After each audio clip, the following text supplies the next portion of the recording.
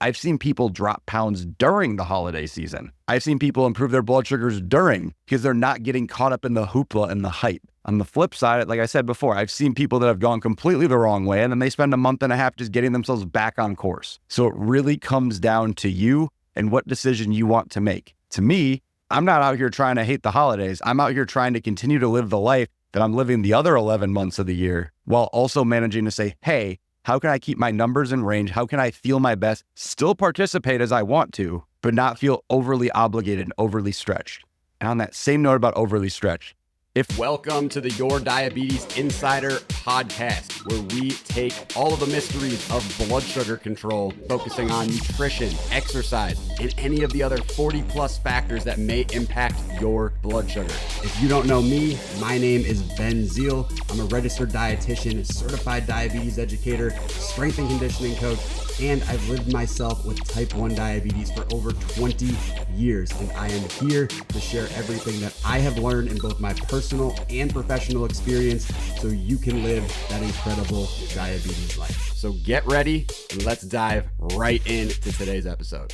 We are at that time of year where it is pretty much knocking on the door of the holidays. Like we're just a few days away, and then suddenly you have this entire massive month, if we're being honest, of December that is just completely infiltrated with holiday parties, holiday gatherings, and then of course the main event towards the end of December. Now, if you don't celebrate, there may be other holidays or other things you may be doing, but regardless, this time of year can be really tough for people living with diabetes. And think about it, right? You've got tons of different food options, tons of different sweets options. It's likely colder outside, so you may be less active than normal, which can cause insulin resistance, right? And make your blood sugar run a little higher than you want it to. And because there's 19,000 different social events, even if you don't celebrate, the holidays are just pushed in your face, whether you want to or not.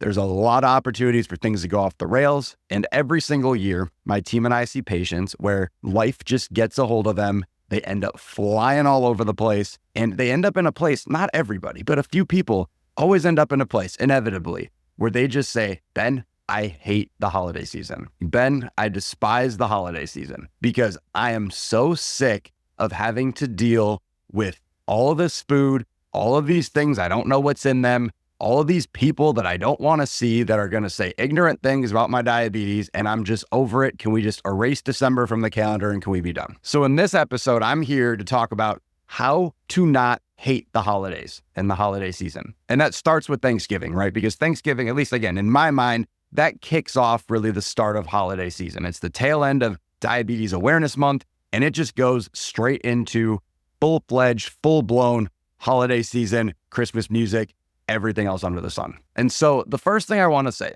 with the holidays is, yes, they're everywhere. You can't really escape them. It's really difficult to escape them. If you manage to figure it out, please let me know, because sometimes I want a break too, right? But don't overemphasize them. A lot of people, oh, it's going to be Thanksgiving. It's going to be so much food. There's going to be Uncle Bob and Aunt Kathy, and they're going to ask questions about what I'm eating, and they're going to tell me that they brought me sugar. Stop. Just stop. Slow the game down. It's okay. It's just a family dinner. And I know you might be saying, Ben, you're downplaying the holidays. And I'm talking about this from a diabetes perspective. Personal life perspective, you do you, however you want to emphasize it by all means. But I'm just saying from a diabetes perspective, purely blood sugar perspective, if you want to take this to another level of stress and high blood sugars and bouncing blood sugars that you do not like, by all means, overemphasize, make it seem super scary, get super nervous. Oh my goodness. If you just treat it as, hey, got a big old family dinner. If I had a big old family dinner in the middle of June, it probably would feel the same, right? That's how I would approach it. Don't overemphasize, oh, there's going to be turkey and there's going to be stuffing and there's going to be cranberries. No, do not overemphasize. Do not put more significance on it than it has to have. It is another meal. And why I say this is because think about it, right? If you're eating lunch right now, you're listening to this, you're eating lunch. You're probably thinking, all right, well, I'm eating the sandwich and I've got my carrots with it and I've got my strawberries and whatever you're eating, right? You've got that lunch. You're not overemphasizing it. You're not making it overly significant. If you're on insulin, dosed on time. If you're on meds, you took your meds on time. You picked a meal that was balanced for your blood sugars that needed to be done, and you dealt with it, and your blood sugars are likely going to be fine, and that's it, right? It wasn't that difficult. But instead, with the holidays, oh my goodness, there's this and that and the other thing, and I have to prep this. And people get really nervous and they get really overly hyped. And as I've talked about before on this podcast, as you've probably seen from social media, from me and from others, and even in your own life, right? When you're stressed, your blood sugar will go to the moon. There's not a damn thing you can do about it, and it's extremely frustrating. So instead, hey, I'm having a family dinner. There's some different foods than normal, but I'm still going to game plan the way that I normally would, right? There's no reason to overemphasize it. There's no reason to get all crazy with it. If you know that your body typically needs a certain amount of protein and a certain amount of carbs, and you know how to dose a certain way, just follow the same blueprint. Again, just because there's, which I love this, by the way, the sweet potatoes with the sweet potato casserole and you got like the marshmallows and all that on it, just because that is there doesn't mean that you need to eat 3 cups of it. More than likely, there will be leftovers for Thanksgiving. Secondarily, you can always make it separately, right? So it's one of those things where if you're just smart and you stick to your OG game plan, your initial game plan, you will be okay. And when it comes to the actual treats, right? When it comes to, oh, well, I've got the sweet potato casserole, there's pumpkin pie, there's blueberry pie, there's this, there's that, there's apple cobbler, which all sound amazing to me. Again, if you were to be having that on a random Thursday evening with your friend, you went to a local bakery and got a piece of pumpkin pie, you're probably not going to be stressed. You're going to say, okay, how can I figure out what's in this pumpkin pie? There's no nutrition information. Well, I can use a food database. Well, I can use reference experience. Well, I could probably use both, which would be the best option. But you understand what I'm saying. Like, it wouldn't be this huge main event. And yes, when it comes to the holidays, you do have to still be smart. If you are planning on eating more than normal, which most people do historically, again, how are you going to prep for that? If you were doing this on a random day in April, what would you be doing, right? Improving your insulin sensitivity. You're going to be active, right? You're going to want to be active at least, whether you're doing cardio, you're doing some weights. Either way, great situation to get your body more insulin sensitive, right? You're still going to be dosing on time. If you're taking insulin, you're still going to be paying attention to the carbs and the fat and the protein. You're going to watch for that fat to hit you hours after the fact. It's all the same stuff. It's just because there's so much, it can seem overwhelming. So just slow it down. The next thing is there's no technical rule that you have to participate in every single food or that you have to talk about your blood sugars with Aunt Kathy and Uncle Bob. You don't have to do that. It is not necessary. If you don't want to, you don't have to. If somebody tries to corner you about your blood sugars or about your diabetes, as I always like to have people say in videos, right? You don't have to feel obligated to answer. And if they're like, oh, well, I saw this thing and you should eat this way and this and that, you can smile, you can nod and do whatever you were going to do anyway, right? Thanks so much, Aunt Kathy. I really appreciate it. And I'm really grateful that you looked into this for me. I'm going to take a look into this myself and I'm going to make sure that it's the best option for me, and then go do whatever you were about to do, right?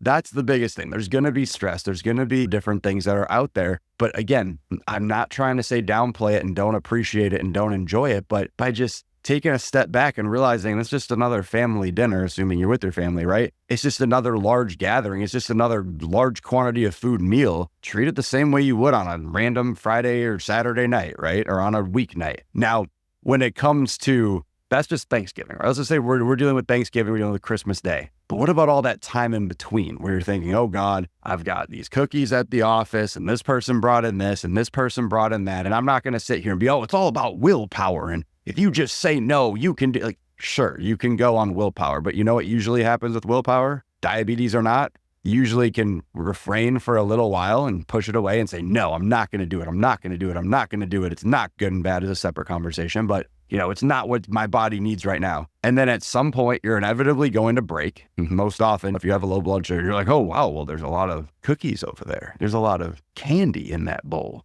That looks really good right now. And then you just go absolutely nuts because you've been depriving yourself for so long. So when it comes to constantly being surrounded, there's a couple of things I would consider. Again, as a person with diabetes, and also just as a person who cares about their health, cares about their fitness, some ideas that you can do to maintain better blood sugars, but also not feel like you're depriving yourself. Because as you may or may not know, when I was doing my dietitian training once upon a time, way back in the day, I had a choice. I promise this is related. But I had a choice. I had the option of doing an advanced rotation at an eating disorder outpatient clinic, or I could do my outpatient rotation working with NFL combine athletes and MLB spring training athletes out in Arizona. And they both sounded like really good opportunities. And my goodness, could you imagine me, the sports nut, going out and working with all these NFL combine athletes? That would have been amazing. But I actually chose the eating disorder route because I really wanted to understand the importance of how people view food, how that relationship with food can get dysregulated. And we all know as people with diabetes, that is absolutely it's already skewed from day one, from the day that you are diagnosed. And so with this, right, I obviously took that route and I got a lot of firsthand, up close, personal insight and info as to how that looks. But the thing here, and something that I learned from that experience, I've learned from years of practice, is when it comes to food, if you are going to be in the holiday season or any time of year, but especially the holiday season when it's thrown in your face, if you are going to just say, you will inevitably break. And the better way to go about it is to say, how can I incorporate this on a not regular basis, but in a smart way where I feel good about it? I know that it's around me all the time. And at any moment, I can just go and grab what I want, but I don't feel this incessant need to constantly have it or to constantly have large quantities. Because again, think about when you keep saying no. At some point, you're going to want it. And like I mentioned a couple minutes ago, right? You're likely going to have gratuitous quantities in that moment that your body doesn't need, you don't need, your blood sugar doesn't need. You're not going to feel good after. There's going to be that shame and that guilt. And on top of that, it doesn't solve anything versus knowing, hey, at any moment, I can go have some of this. That abundance mentality with it just goes to show, hey, I'm good. Like if I want to have that holiday cookie, if I want to have that piece of chocolate, it's there. I can have it if I want, but I'm going to figure out how to fit it into my life. And so what I would suggest in a case like this, if you're somebody that tracks your food, you have goals that your targets you're trying to hit on a daily basis. I know I'm one of those people and it works really well for me with helping me manage my blood sugars. But in a case like that, if I know, hey, there's probably going to be some holiday stuff going around, well, I'm going to ask myself, did I do a workout today? Is my insulin sensitivity going to be boosted? If not, may not be the best day to do it, right? So at least I'll have that little extra wiggle room from that activity. Second, right? Do I want this thing? Should be actually the first question. Do I even want this? Yes or no? And you may say yes, and that's okay. Then the next part, did I train today? Am I interested in having this, my insulin sensitivity high enough? And then from there too, can I fit this into my goal for the day? There's nothing wrong with saying, hey, I'm going to have this small piece of cake. It seems like it'll fit into my goal. I think it'll be a great option and going ahead and having it. But I think the bigger thing is committing and saying, hey, I feel good about this. I'm still going to hit my goals. I'm still going to hit my protein goal per meal. I'm still going to know how many carbs are in everything that I'm taking, and I'm going to keep my number in range. I'm going to dose on time for this cake or whatever. But at the same time, I don't feel like I'm constantly just saying no for the sake of saying no. Fitting it into your life is how it needs to be for a long-term sustainable type of thing. Otherwise, you're going to be sitting here, like I said, waiting kaboom, and now you just had 6 pieces of cake because you haven't had cake the entire time and watched everybody else eat the cake. And that's not a good thing either. Because then again, like I said, your blood sugar is going to go nuts. You're not going to feel good. And it's not going to go well. That would be another piece where, again, to not hate the holidays, resisting isn't necessarily going to help you either. Just being like, hey, it's here. I'm accepting it. I'm not going to blow it out of proportion. But at the same time, I'm also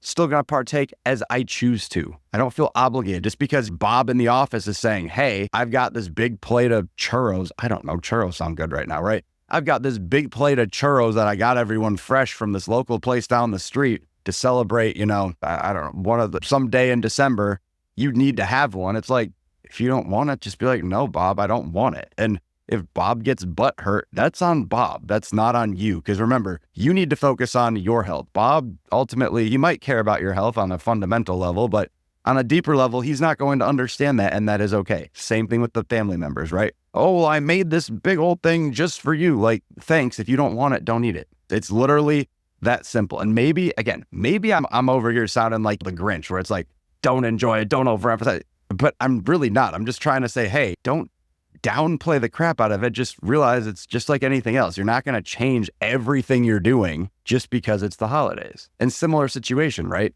People always talk about, oh, well, between Thanksgiving and New Year's, people tend to gain weight and pack on the pounds, and they wake up on January 2nd and they're like, holy cow, what just happened to me? And that is real for a lot of people. They might gain 2, 3, 4, 5, 6 pounds. But on the flip side, right? The things that worked so well from January 2nd, the year before, until the day before Thanksgiving are still going to work during the holiday season. Now, you may need to be more intentional. If exercise can become a challenge because you have all these work functions that you must attend after hours, you may have to compress your workouts, right? Supersets were invented for a reason for people in the gym because it compresses that time that you're resting and sitting around so you can get more done, right? You may have to compress your cardio sessions. You may have to go more interval style. Maybe you're changing your entire way of how you're working out. And maybe instead of, and I'm making this up, instead of going to the gym for 3 times a week for an hour and a half, maybe now you're going 5 times a week, but you're only going for 30 minutes each time.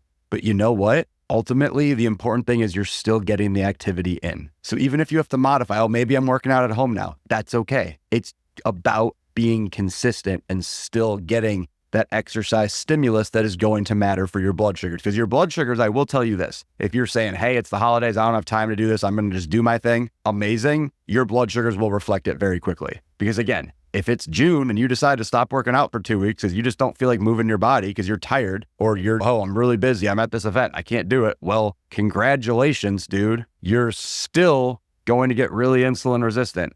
Well, now it's the holidays, it's colder, you're less likely to be, that's good. You're less likely to be mobile because it is colder outside. And you've got all these other food options that are going to potentially make your blood sugars more wonky. If you're choosing not to move, you're just asking for it. So do those things that have been working. If you're focused on sleep, get that sleep, right? You should be anyway, but by definition, focus on sleep, focus on moving your body, focus on stretching and mobility, right? Do the things that have been working. Just because it's the holiday doesn't mean they all go out the window. Yes, there's other things to commit to. Yes, there's other things, but there's ways to be efficient with the workouts and with other stuff because there's a principle, what's it called? Parkinson's law, nailed it. What it is, it basically says that the amount of time you allot for something is the amount of time something's going to take. So think about when you are in school and you have a research paper and it is due in 2 weeks and you decide, I'm going to wait until the last possible second. And now you're 8 hours from the deadline and you suddenly whip out this magical paper. You end up getting a good grade, right? Because you had 8 hours to do it and you made it happen in those 8 hours. But the reality was you had 2 weeks to do it and you made it take the full 2 weeks. If I told you, hey, you have a research paper due tonight at midnight and you're listening right now and it's 4 p.m., you're like, holy cow. It managed to fit into that 8-hour time frame. But if I give you 2 weeks to do it, you're going to manage to take the entire 2 weeks to get it done. Does that make sense? So you had all this time, oh, I'm going to dilly-dally, blah, blah, blah, blah, blah. That's effectively Parkinson's law, right? It's the same thing with your workouts, same thing with diabetes, same thing with everything else, right? Oh, well, I have a holiday party tonight and it's at 6 p.m. and I have to be there for work and I get out of work at 4. There's still 2 hours. Even if you have an hour-long commute, even if you have to change, I'm pretty sure you could get home and figure out something for 15 to 20 minutes, move your body, get yourself ready and go. There's always a way to do it. Or, hey, where can I squeeze in this time? And again, I probably sound ridiculous to you. I may sound ridiculous. You may also be sitting here nodding your head being like, yeah, Ben, that's right. That's right. But like, if I sound ridiculous, that is the difference between the people that will get through the holidays, not despise them, and come out on the other side at worst where they went in. If not, having improved. I've seen people drop pounds during the holiday season. I've seen people improve their blood sugars during because they're not getting caught up in the hoopla and the hype. On the flip side, like I said before, I've seen people that have gone completely the wrong way and then they spend a month and a half just getting themselves back on course. So it really comes down to you and what decision you want to make. To me, I'm not out here trying to hate the holidays. I'm out here trying to continue to live the life that I'm living the other 11 months of the year while also managing to say, hey, how can I keep my numbers in range? How can I feel my best, still participate as I want to, but not feel overly obligated and overly stretched? And on that same note about overly stretched, if there's a million holiday things and you're like, oh my God, I have to go to this event and this party and this after work thing, and that you can also say no at some point because your mental health matters too. And that's going to take a major toll on your mental health. And again, if it's not a hell yeah for you, like, hell yeah, I'm so excited about that, you might want to consider not going or showing up, hey, what's up? And then going home and doing what you need to do for you and for your health. But again, this is how I would go through over the next few weeks. And I jokingly say how to not hate the holidays, but ultimately how the holidays are going to serve you better than they otherwise would. Because trust me, this is the time of year that can be really tough for people. It's a time that's tough for your health, tough for your mental health, tough for some people even would say their sanity, right? There's so many things going on and things are moving so fast. But on the flip side, take that time, take care of yourself, take care of your blood sugars. And remember, if your blood sugars are on point and you're feeling great, you can then be there at 100% of your best self for everybody else. And that's what everybody ultimately wants, is to have you being the 10 out of 10 version of you, not you being the 3 out of 10 version of you because you're not taking care of yourself because you feel so stretched thin by everything going around you. So that is my rant for the holidays, for you to thrive and not just survive in 2024. So I hope that this was helpful. Let me know what feedback you've got, what questions you have about the holidays. Shoot me a message over on Instagram at manofzeal, MANOFTZEL, or over on good old TikTok, same handle. And if you're someone who says, hey, I'm struggling this time of year, I need to get through this, I need that structure, but I also just really want better blood sugar so I can truly enjoy, so I can truly have a great time this holiday season, my team and I are here to help. We might even take your insurance, and we're all dietitians who all live with diabetes ourselves, which we get it on that personal and that professional level. So if that's you and you're serious, we are here. We are accepting new patients. So holler at me. And with that, I will catch you in the next episode. Hope you're ready for the next episode. Hey.